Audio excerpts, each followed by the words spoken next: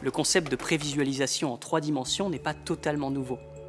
Au début des années 1980, George Lucas demande à sa société d'effets visuels, ILM, de réaliser une scène de poursuite en moto volante pour le retour du Jedi. La vitesse de déplacement des véhicules est telle qu'il est impossible de ressentir le mouvement de la scène avec des dessins en 2 dimensions. Chris Edwards a accepté de revenir pour nous sur ce moment charnière où les storyboards ont pour la première fois été considérés comme obsolètes. À la suite de ces commentaires, nous nous pencherons sur un autre exemple de prévise, réalisé pour le court-métrage étudiant Line 21 de l'école ArtFX.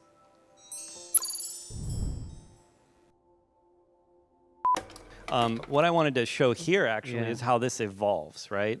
You know, as with many things in film, a new piece of technology comes along and allows the filmmakers to do something new and unusual. And in this case, the smallness of the camera allowed them to bring that through this little set so that they didn't have to animate the frames. They didn't have to do as many storyboards. For this scene, it was about the motion and the continuity of the sequence through that forest.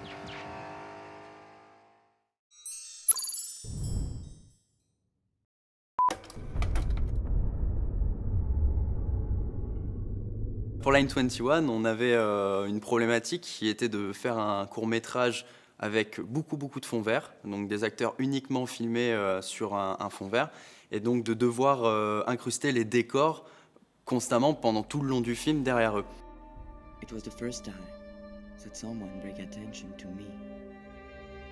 On a d'abord commencé par faire une première version qui a été entièrement faite en 3D.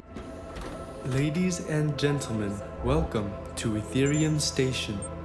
Miss Elvitsky, how are you on this beautiful day? Ça, c'était la première étape, donc déjà de faire ce film avec ce premier rythme, ce premier montage, avec un décor simple, en 3D, mais qui donne déjà la première vision du film.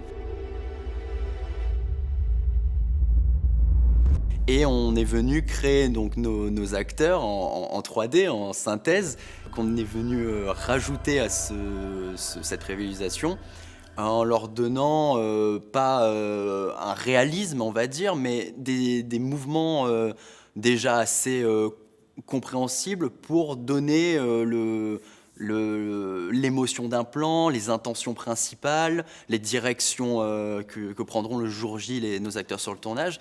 Et donc du coup, on a par là créé la première âme du film. Ça nous a directement permis de se dire, ok, ça va fonctionner, ce plan va marcher, l'acteur là, il sera bien comme ça.